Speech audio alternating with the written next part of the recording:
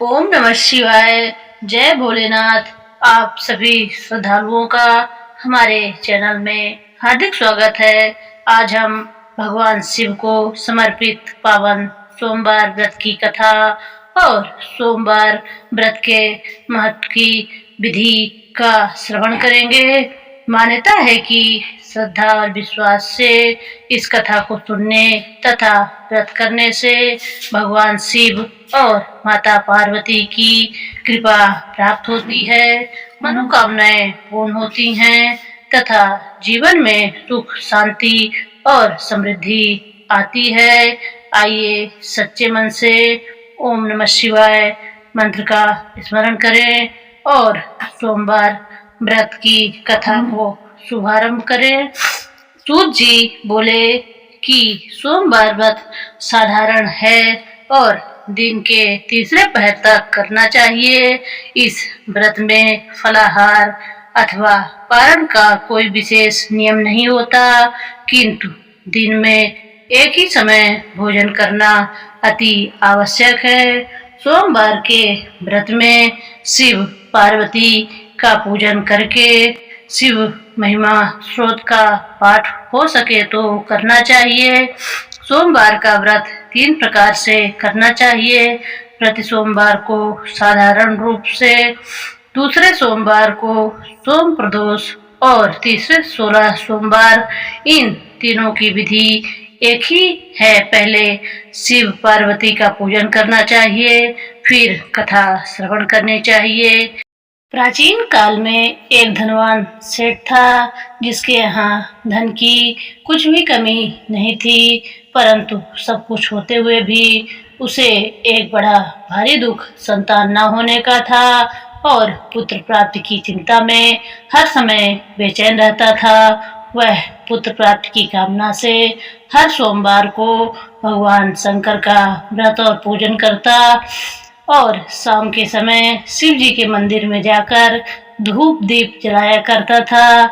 उसकी सच्ची श्रद्धा और भक्ति को देखकर एक समय श्री जगत माता पार्वती ने श्री शंकर भगवान से अनन्य विनती के साथ कहा कि हे त्रिलोकीनाथ, यह सेठ आपका भक्त है, इसलिए आप इस पर कृपा कीजिए और इसकी मनोकामना को पूर्ण कर दीजिए। श्री पार्वती जी की यह बात सुनकर देवों के देव श्री महादेव जी बोले, हे गिरजा, यह संसार एक कर्म क्षेत्र है। यहाँ प्राणी कर्म करने को ही शरीर धारण करता है।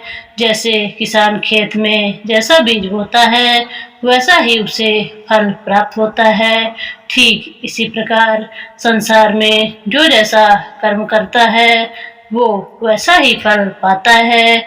अपनी अपनी करने का ही सब प्राणी फल भोगते हैं।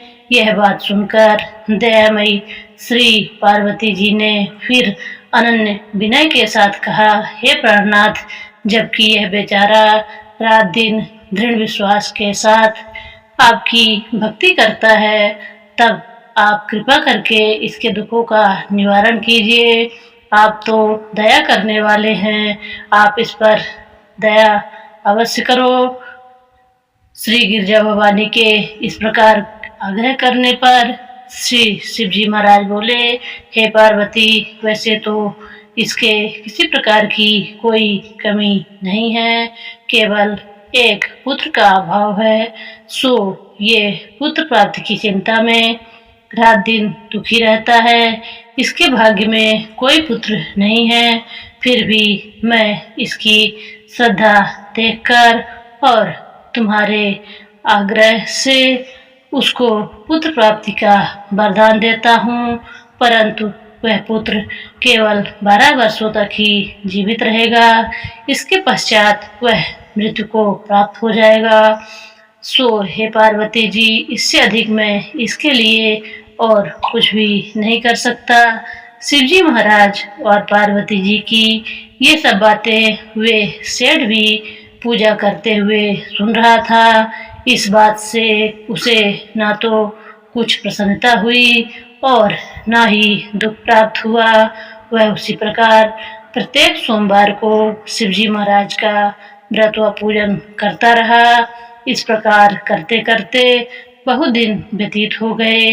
तब शिव जी की कृपा से उस सेठ की स्त्री गर्भवती हुई और 10वें महीने में उसने एक अत्यंत सुंदर बालक को जन्म दिया।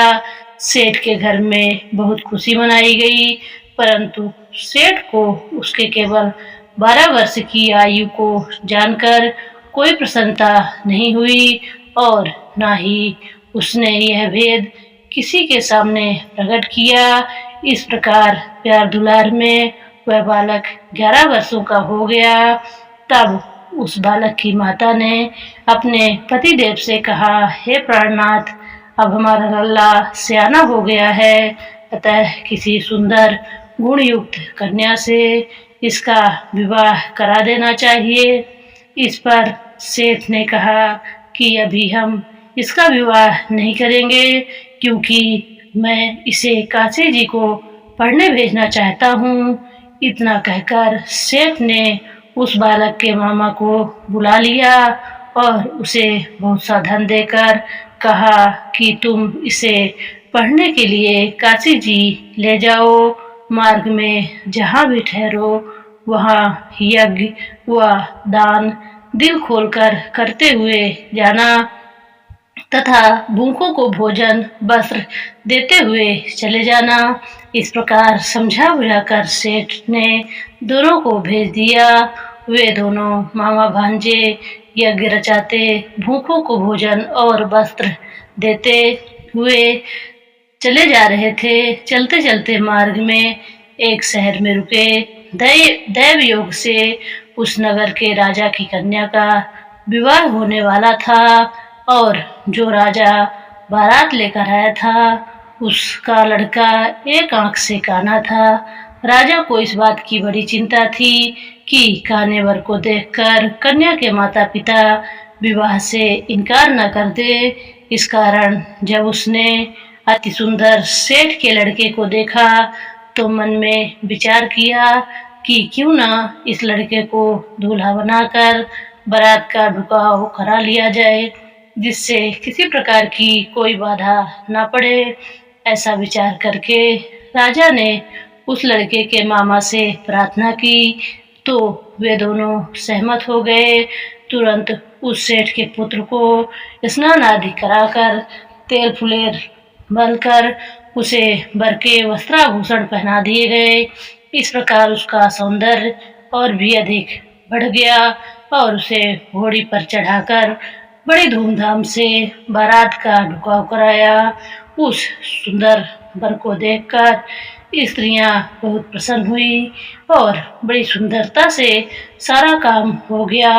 वर के पिता ने सोचा कि इस समय का काम तो संपन्न हो गया है, परंतु आगे फेरों के वक्त कहीं कोई बाधा न पड़ जाए, इसलिए विवाह कार्य भी इसी लड़के से करा लिया जाए तो अच्छा है।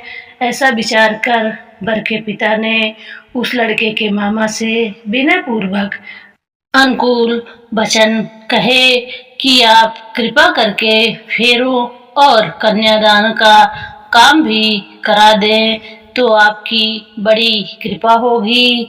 हम इसके बदले में आपको जितना भी कहेंगे धन दे देंगे। उस समय दोनों मामा भांजे ने वर के पिता की बात को स्वीकार कर लिया और विवाह का समस्त कार्य बड़ी अच्छी तरह से संपन्न हो गया। परंतु जब लड़का महल में गया और प्रेमालाप करने के बाद राजकुमारी सो गई तो उसने राजकुमारी के चुन्नी के पल्ले पर लिख दिया कि तेरा विवाह मेरे साथ हुआ है, परंतु राजकुमार जो तुझे ब्याहने आया है वह एक आंख से काना है, इसलिए उसके बदले मुझसे दूल्हा बनाकर सब काम कराया गया है। अब तुझे उसी के साथ भेजा जाएगा और मैं काशी जी को पढ़ने जा रहा हूँ। यह बात लिखकर सेठ का पुत्र तो चला आया और जब राजकुमारी सोते से उठी तो अपनी चुन्नी के पल्ले पर यह बात लिखी देखी तो उसने कान्हे राजकुमार के साथ जाने से इनकार कर दिया और साफ कह दिया कि यह मेरा पति नहीं है। मेरा विवाह जिसके साथ हुआ है वह तो काशी जी पढ़ने गया है। यह रहस्य जानकर राजकुमारी के माता पिता ने राजकुमारी को विदा नहीं किया और बारात को खाली ही लौटना पड़ा। बारात के लौट जाने के पश्चात राजकुमारी ने ब्रह्मचर्य व्रत के साथ साथ सोमवार का व्रत करना शुरू कर दिया। उधर सेठ का लड़का अपने मामा के साथ काशी जी में पहुंचकर विद्याध्ययन के साथ नित्य प्रति यज्ञ करता और याचकों तथा ब्राह्मणों को दान देता। इस प्रकार उस लड़के की आयु 12 वर्ष की हो गई। तब एक दिन उन्होंने यज्ञ रचा रखा था कि उस लड़के ने अपने मामा से कहा कि आज मेरी तबीयत बहुत खराब है। यह सुनकर उसके मामा ने भीतर लेटकर आराम करने के लिए कहा। मामा की आज्ञा को पाकर सेठ का लड़का अंदर जाकर सो गया और सोते ही सोते उस लड़के के प्राण निकल गए। थोड़ी देर बाद जब उसके मामा ने देखा तो उसे मरा हुआ पाया। यह देखकर उसे बहुत दुख हुआ। फिर उसने सोचा यदि इस समय रोना पीटना किया तो यज्ञ अधूरा रह जाएगा। अतः उसने धैर्य धारण कर यज्ञ को संपूर्ण कराया और ब्राह्मणों को वस्त्र व दान देकर विदा कर दिया। यज्ञ में सब देवताओं सहित शिव और पार्वती जी भी आए हुए थे। माता पार्वती जी ने तमाम हाल जानकर और सुंदर गुण युक्त सेठ के पुत्र को मरा हुआ देखकर शिव जी से कहा, हे प्रभु, यह तो उसी सेठ का पुत्र है जो कि आपके वरदान से हुआ था। पार्वती जी की यह बात सुनकर शिव जी ने कहा, हे पार्वती, इसकी आयु इतनी ही थी सो ये भोग चुका है। तब पार्वती जी बोली, हे प्रभु जी, यज्ञ में समस्त देवताओं सहित आपने जो यज्ञ को ग्रहण किया है वे सब निषेध हो गए, क्योंकि यह तो यज्ञ के समय से ही मरा पड़ा है। इसलिए आपको इसे जीवन दान देना चाहिए। दूसरा, एक अबला के साथ इसका विवाह हुआ है और वह आज तक आपका व्रत व पूजन प्रत्येक सोमवार को करती है। उसकी आत्मा की पुकार को आप स्वयं जानते हैं क्योंकि आप समदर्शी हैं। तीसरा, इस लड़के का पिता प्रत्येक सोमवार को आपका व्रत और पूजन कर रहा है। क्या वह आपका परम भक्त इसका मरना सुनकर दुख नहीं पाएगा? सो हे प्रभु, आप कृपा करके इसे जीवन दान दीजिए। इस प्रकार पार्वती जी के बार बार आग्रह करने पर शिव जी ने उसको जीवन दान दे दिया। तब शिव जी की कृपा से वह सेठ का लड़का पुनः जीवित होकर और शिव जी पार्वती को कैलाश को चले गए। अब वह लड़का और उसका मामा प्रसन्नचित्त होकर उसी प्रकार यज्ञ करते कराते हुए अपने घर को वापस लौट रहे थे और लौटते समय उसी नगरी में आए जहां उनका विवाह हुआ था।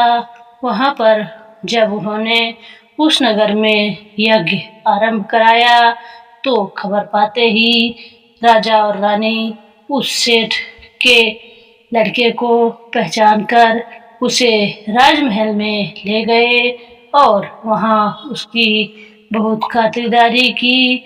इसके बाद बहुत सारा धन दे दास दासियों सहित अपनी लड़की और जमाता को विदा किया।